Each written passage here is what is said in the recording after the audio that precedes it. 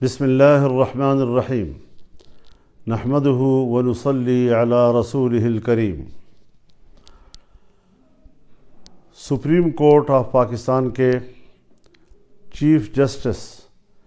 جناب فائز عیسیٰ صاحب نے ایک قادیانی کے خلاف درج مقدمہ پر اپنا فیصلہ سناتے ہوئے قادیانیوں کو اپنے مذہب کی تبلیغ کی اجازت دی ہے۔ ان کا یہ فیصلہ شریعت اور آئین اور قانون کے خلاف ہے، اس سے متصادم ہے،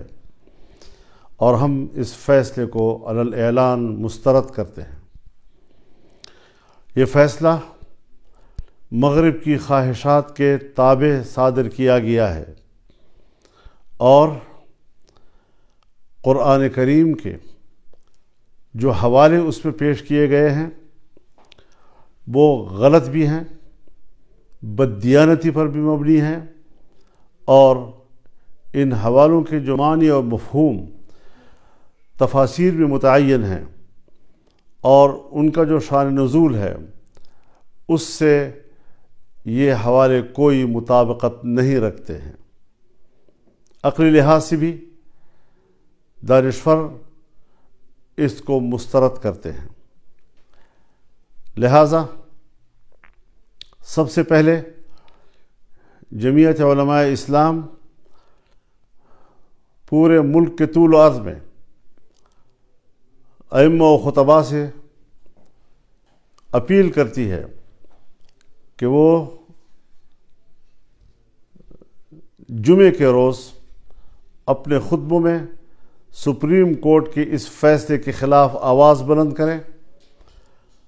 ختم نبوت کے عقیدے کے تحفظ کے لیے بھرپور آواز اٹھائیں اور شدید الفاظ میں سپریم کورٹ کے اس فیصلے کو مسترد بھی کریں، اس کی مذمت بھی کریں۔ میں عالمی مجلس تحفظ ختم نبوت سے بھی اپیل کرتا ہوں کہ وہ فوری طور پر اپنا فرض منصبی ادا کرتے ہوئے تمام مذہبی جماعتوں، علماء کرام اور دانشوروں سے رابطہ کریں، آئینی ماہرین سے رابطہ کریں اور اگلے کسی اقدام کا وہ فیصلہ کریں تاکہ اس معاملے کو ہم منطقی انجام تک پہنچائیں، عوام کی تائید کے ساتھ، عوام کی مکمل موافقت کے ساتھ۔ پبلک کو ہم نے اس حوالے سے آگاہ کرنا ہے اور ان کو اس فیصلے کے خلاف متحد کرنا ہے، ایک پلیٹ فارم پر لانا ہے۔ ہم نے انشاءاللہ العزیز اس حوالے سے کسی قسم کی کوتاہی جو ہے وہ اس وقت ملک اور قوم اس کا متحمل نہیں ہو سکے گی۔